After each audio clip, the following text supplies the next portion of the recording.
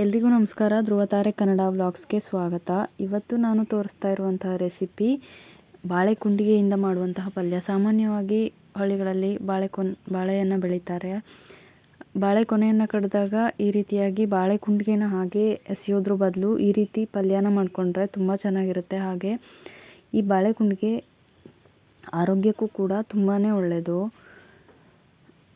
ಹಾಗಾಗಿ ನಮ್ಮನೆಯಲ್ಲಿ ಬಾಳೆ ಕೊನೆನ ಕಡಿದಾಗ ನಾವು ಅದನ್ನು ಈ ರೀತಿಯಾಗಿ ಬಿಡಿಸಿ ಪಲ್ಯನ ಮಾಡ್ಕೊಳ್ತೀವಿ. ಇದನ್ನು ಪೂರ್ತಿ ಜಾಸ್ತಿ ದೊಡ್ಡದು ಹಾಕಬಾರ್ದು, ಆದರೆ ಇದರಲ್ಲಿ ಬಾಳೆ ಕುಂಡಿಗೆ ಇದ್ದಷ್ಟು ಪಲ್ಯ ಆಗಲ್ಲ. ಪಲ್ಯ ಆಗೋದು ಸ್ವಲ್ಪನೇ, ಬಟ್ ಬಾಳೆ ಕುಂಡಿಗೆ ಮಾತ್ರ ತುಂಬ ಇರುತ್ತೆ. ಹಾಗಾಗಿ ನಾವು ಬಾಳೆ ಕೊನೆನ ಕಡ್ದಾಗೆಲ್ಲ ಈ ರೀತಿ ಪಲ್ಯನ ಮಾಡ್ಕೊಳ್ತೀವಿ. ಅದರಿಂದ ತುಂಬ ಚೆನ್ನಾಗಿರುತ್ತೆ. ಅದನ್ನು ದೋಸೆ ಜೊತೆ ಇರ್ಬೋದು, ಚಪಾತಿ ಜೊತೆ ಇರ್ಬೋದು, ಯಾವುದ್ರ ಜೊತೆ ಬೇಕಾದರೂ ಕಾಂಬಿನೇಷನ್ ಮಾಡ್ಬೋದು. ಇದ್ರ ಮೇಲಿನ ಸಿಪ್ಪೆ ತುಂಬ ಒಗರಿರೋದ್ರಿಂದ ಅದನ್ನು ಹಾಕಲ್ಲ. ಅದು ಸ್ವಲ್ಪ ಸಣ್ಣದಾಗ್ತಾ ಬಂದಂಗೆ ಅದು ಒಗರು ಟೇಸ್ಟ್ ಇರಲ್ಲ. ಹಾಗಾಗಿ ಅದನ್ನಷ್ಟೇ ಹಾಕ್ಕೋಬೇಕು. ಇದನ್ನು ಆದಷ್ಟು ನೀರಲ್ಲಿ ಇಟ್ಕೋಬೇಕು, ಇಲ್ಲಾಂದರೆ ಇದು ಫುಲ್ ಕಪ್ಪಾಗಿಬಿಡುತ್ತೆ. ನೀರಲ್ಲಿ ಇಟ್ಕೊಂಡ್ರೆ ಅದು ಕಪ್ಪಾಗಲ್ಲ. ಅದನ್ನು ಹೀಗೆ ಸಣ್ಣದಾಗಿ ಹೆಚ್ಕೋಬೇಕು. ನಂತರ ಇದಕ್ಕೆ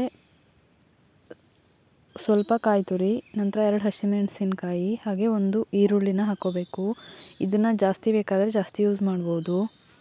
ಹಾಗೆಯೇ ಇವಾಗ ಒಂದು ಪ್ಯಾನ್ಗೆ ಎಣ್ಣೆನ ಹಾಕಿ, ಎಣ್ಣೆ ಕಾದ್ಮೇಲೆ 1/4 ಸ್ಪೂನ್ ಆಗುವಷ್ಟು ಜೀರಿಗೆ, ಹಾಗೆ ಒಗ್ಗರಣೆಗೆ 1/4 ಸ್ಪೂನ್ ಆಗುವಷ್ಟು ಸಾಸಿವೆ, ಹಾಗೆ ಕರಿಬೇವಿನ ಸೊಪ್ಪು ಹಾಕಿ ಫ್ರೈ ಮಾಡ್ಕೋಬೇಕು.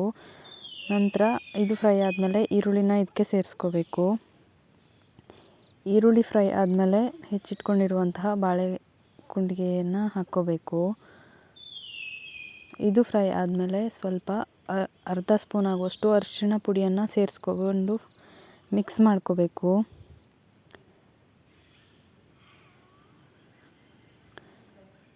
ಇದು ಆರೋಗ್ಯಕ್ಕೆ ತುಂಬಾ ಒಳ್ಳೆಯದು. ಹಾಗೂ ಮನೇಲೇ ಸಿಗೋದ್ರಿಂದ ಎಕ್ಸ್ಟ್ರಾ ನಾವು ಅದಕ್ಕಾಗಿ ಖರ್ಚು ಮಾಡಬೇಕು ಅನ್ನೋ ವಿಷಯ ಇರಲ್ಲ. ಹಾಗೆ ಇದಕ್ಕೆ ರುಚಿಗೆ ಎಷ್ಟು ಬೇಕೋ ಅಷ್ಟು ಉಪ್ಪನ್ನು ಹಾಕ್ಕೋಬೇಕು. ನಂತರ ಇದನ್ನು ಮಿಕ್ಸ್ ಮಾಡಿ 10 ನಿಮಿಷ ಲಿಡ್ನ ಕ್ಲೋಸ್ ಮಾಡಿ ಇದನ್ನು ಬೇಯಿಸ್ಕೋಬೇಕು.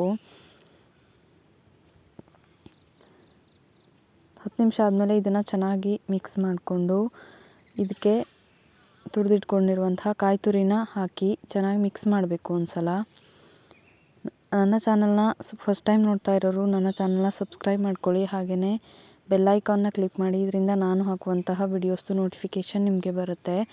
ನಂತರ ಇದಕ್ಕೆ 1 ಚಿಟಿಕೆ ಆಗುವಷ್ಟು ಗರಂ ಮಸಾಲ ಪುಡಿಯನ್ನು ಹಾಕ್ಕೋಬೇಕು. ಹಾಕ್ಕೊಂಡು ಚೆನ್ನಾಗಿ ಮಿಕ್ಸ್ ಮಾಡಿ 10 ನಿಮಿಷ ಹಾಗೆ ಫ್ರೈ ಮಾಡಿ ಬಿಟ್ಟರೆ ಬಾಳೆ ಕುಂಡಿಗೆ ಪಲ್ಯ ಹೆಲ್ದಿಯಾಗಿ ಟೇಸ್ಟಿಯಾಗಿ ರೆಡಿ ಆಗುತ್ತೆ.